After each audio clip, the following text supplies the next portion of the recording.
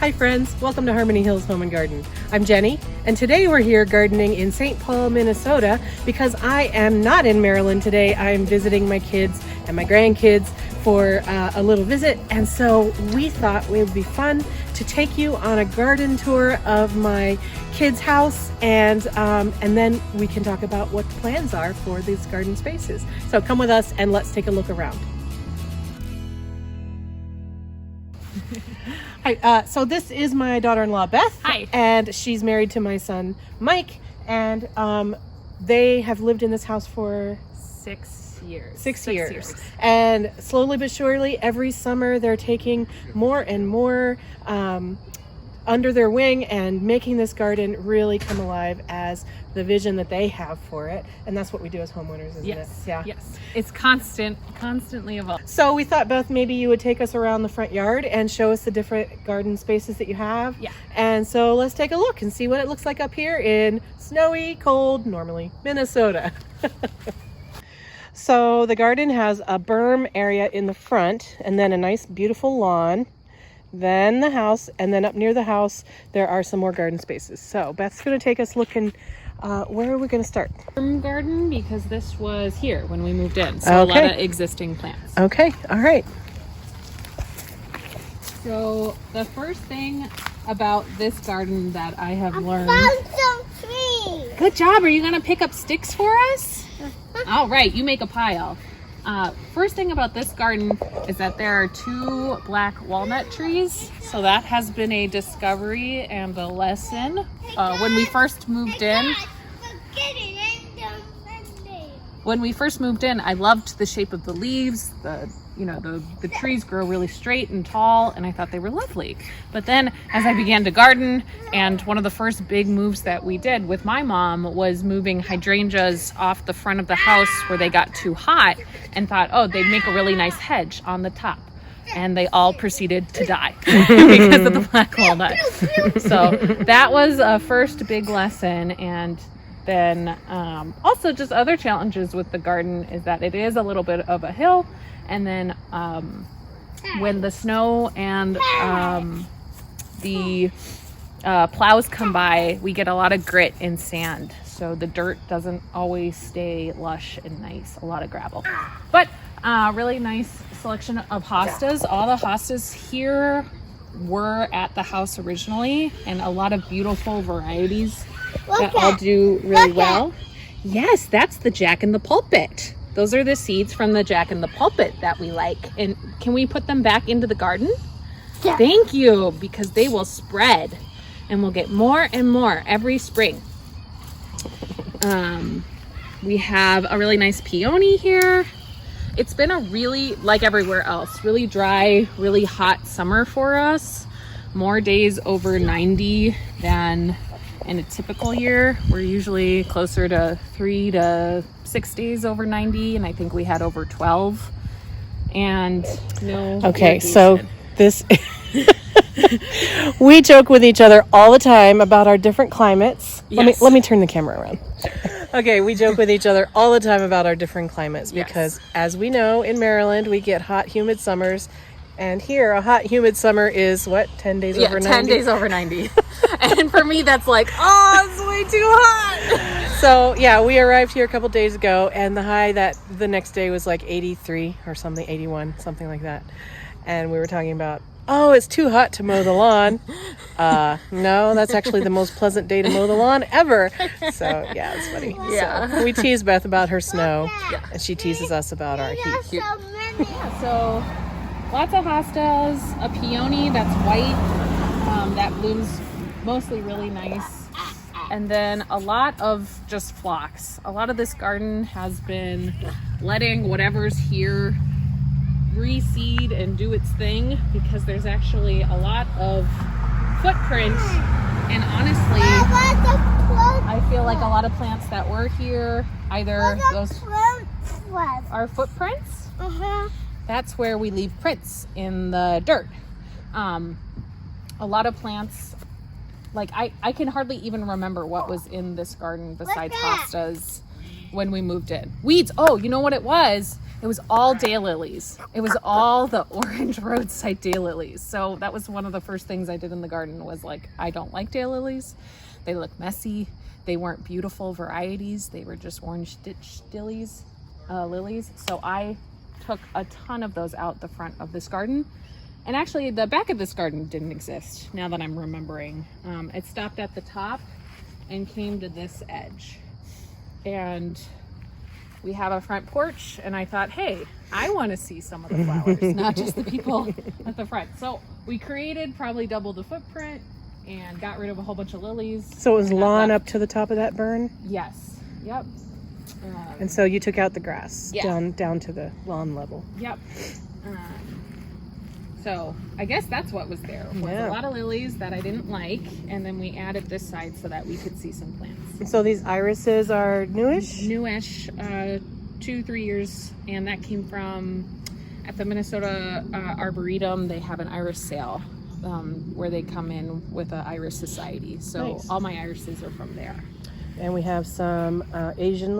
Oriental willows. Those are the rose lilies Rose from lilies. Rex that I have ordered. And they're finished. Everything pretty much is finished flowering except these hostas here, Yes. which we have some of these in our garden too. And then you have these other ones have finished their blooms.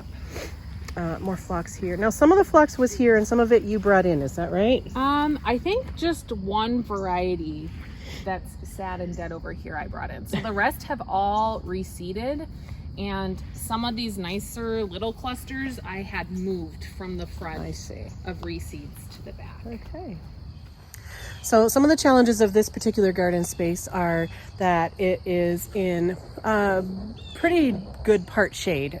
Does it get any full sun at all? It gets sun in the morning when the sun comes up over the house, this side, and then the sun in the evening as the sun goes down. So a few hours, and then obviously in the spring before the leaf cover, it gets some good sun. Right.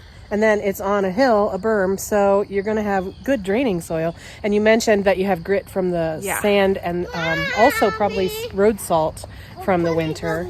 I don't know if they salt up here all the time. They do. They salt all So the you time. get sand and salt off of the roads in the winter, which for you lasts 12 months of the year. Is that right? So it's going to be well draining and kind of gritty, sandy soil, but it's also on a hill and in shade. So you've got dry shade conditions with sandy soil and also deer pressure, right? Deer and squirrels. The squirrels this year in the spring dug up a ton of the new bulbs that I put in, or ate the tulips at the top and left the tulip to be sad. So finding plants to go in here and thrive is a never-ending challenge. Yes. Really. I mean, and that's what gardening's all about. You try something, you hope it works, and then you care for it the best you can, and then you learn from that and you move on to the next step and the next decision. So today, we'll in a different video, we're going to be putting in some of the plants that we bought in our last video out into this garden space. But for now, let's go over to the new garden that she put in this year. Here we have a beautiful Korean lilac tree that blooms white, right? White and very fragrant. And that's in springtime, I'm assuming. Yes. All right, so tell us about this garden. Yeah, so because my backyard is a big hill that's really challenging to garden, and the front can be a bit of a challenge, I decided, you know what? I want a flat garden where plants that I put in have a better chance of surviving. So this spring, we also were looking, now the grass looks awful everywhere, but the grass around the tree was really struggling for the last few years. And I went, that's a great excuse to put in a new garden. Perfect. So we put in a new shape, looking at where the grass was the worst to and bringing the curve of the line out to there. And this is what we ended up with. So all of these plants are new this year. A lot of them came from either donation sales that are done at the state fair. Some came from garden centers. But all of them are new, and a lot of new plants for me in this garden. So, and you have a color theme here. Yes, I really like pinks and whites, so I tried to pick out pink and white plants as the theme of this garden, and yeah, it's really good. So mostly shade or part shade plants, right? Yes, closer to the tree and next to the house because of the lilac gets closer to full shade, a few, an hour or two here or there. And then closer to the front of the garden actually gets a fair amount of sun, hot sun in the afternoon. In the afternoon, yep. So I tried to, when I laid this out, tried to put in some main plants, main shrubs as anchors. This is that's a bobo hydrangea that's new this year. Looking beautiful. Yeah, looking pretty good.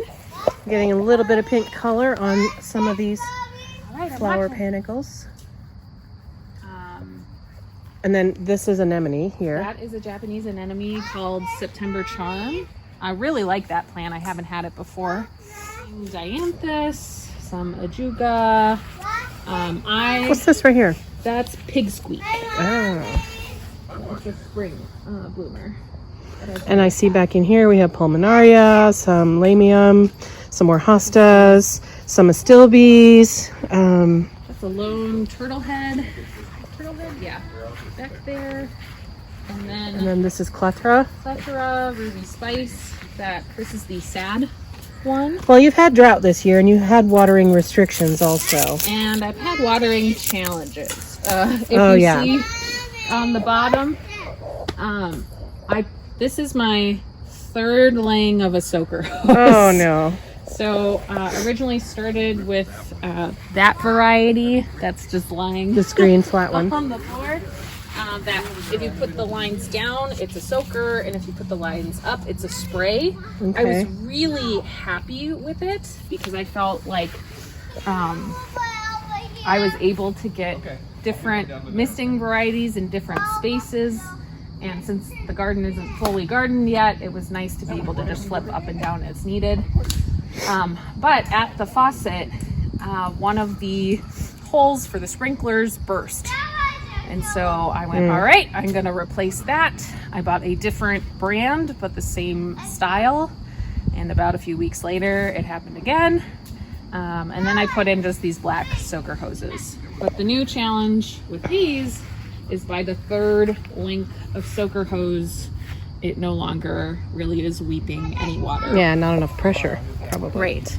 So this clethra is on the third stretch, and this beautiful one over here is on the first. But we will, I'm sure plants are really resilient, actually. Yeah. So I think they'll come back fine. Yep. So we're working on the hose situation and figuring out a new plan for even watering across here. Yes.